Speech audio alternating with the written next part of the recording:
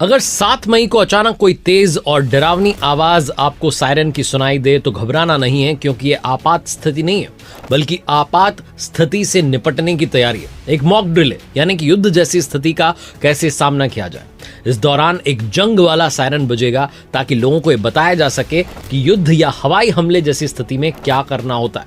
आप देख रहे हैं दुनियादारी, मैं हूं आरजे कार्तिक। 1971 के युद्ध के बाद में ये पहली बार ऐसा है कि भारत सरकार ने ऐसी मॉक ड्रिल करने का ऑर्डर दिया है।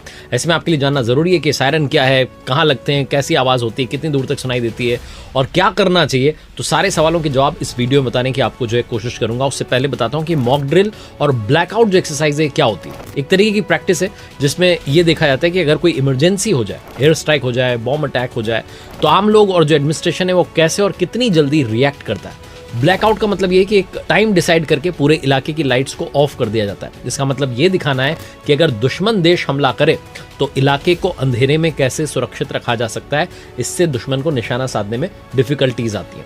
अब इसके इतिहास की बात करूं तो ब्रिटेन से लेकर के अमेरिका तक ऐसी मॉक ड्रिल कर चुके हैं। 1952 में अमेरिका में डक एंड कवर नाम की मॉक ड्रिल हुई थी। 14 जून 1952 को परमाणु हमले की आशंका के बीच में उन्होंने अपनी पहली जो है सिविल डिफेंस ड्रिल की थी। इसे डक एंड कवर नाम दिया गया था। इसमें स्कूल्स में और पब्लिक प्लेसेस में अलर्ट सायरन बजा करके बच्चों को और सिटीजन्स को टेबल के नीचे सिर छुपा करके डक करने और हथेली से सिर को कवर करने की प्रैक्टिस करवाई गई थी। इसका मकसद था परमाणु जो बम है उसके हमले की स्थिति में खुद को बचाया जाए। 1942 में कनाडा में भी एक ऐसी ड्रिल हुई थी जिसका नाम था इफ डे ड्रिल। 19 फरवरी 1942 को कनाडा के मैनिटोबा में ये जो है ड्रिल हुई थी, जिसमें एक नकली नाजी अटैक का जो है नाटक किया गया था। उस शहर के जो सर्कल्स हैं वहां पर कुछ वॉलंटियर्स जो हैं वो नाजी सैनिक बनकर के दिखाई दिए। कुछ लोगों को राजद्रोही मान करके टेम्पररी कस्टडी में रखा गया, सायरन बजाए गए, पूरे शहर की लाइट्स ऑफ की गई। ये सब हुआ और इससे जो सिटीजन्स हैं उन्होंने अंधेरे में सुरक्षित रहने की ट्रेनिंग ली थी। 1980 में सिमिलर जो ड्रिल है ये स्क्वायर लेग नाम से ब्रिटेन में हो चुकी है। 11 से 25 सितंबर के बीच में फील्ड एक्सरसाइज हुई थी, जिसमें सरकार ने सोचा कि 150 परमाणु बम जो है वो उनका अटैक हुआ है और उसी हिसाब से उन्होंने तैयारी की थी। पूरे देश में एयर सायरन जो है, एयर रेड सायरन जो है बजाए गए ताकि लोगों को खतरे से सावधान रहने के बारे में समझ में आ सके और वो तैयारी कर सके।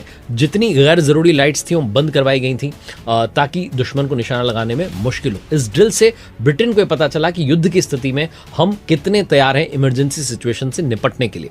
अब बात करते हैं अपने इंडिया की, जहां पर पहले से मॉक ड्रिल की तैयारियां शुरू हो गई हैं। पंजाब में जो फिरोजपुर छावनी है वहां पर संडे और मंडे की जो ये नाइट थी ब्लैकआउट रहा था। गांव में और मोहल्लों में रात 9 से 9:30 बजे तक बिजली बंद रही थी। लगातार 30 मिनट तक हूटर बजते रहे थे। एडमिनिस्ट्रेशन ने लोगों से रिक्वेस्ट की थी कि आप घरों से बाहर नहीं निकलें क्योंकि ये मॉक ड्रिल थी।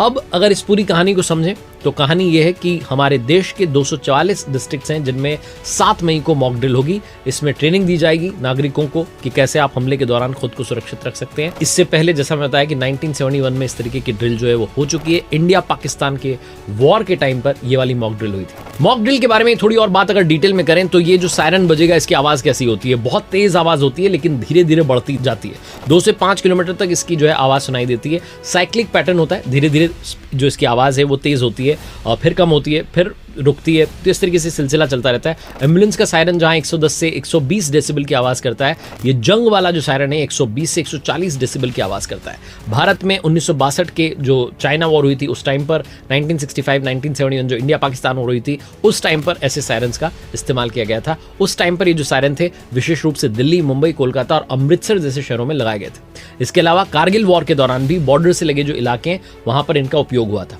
सायरन बज रहा है तो इसका मतलब ये है कि आपको सुरक्षित जो स्थान है उसकी ओर रवाना होना है। मॉक ड्रिल हो रही है तो आपको पैनिक नहीं करना है, बस खुले इलाकों से हटना है। घरों में या सुरक्षित जो बिल्डिंग्स हैं वहां पर पहुंच जाना है।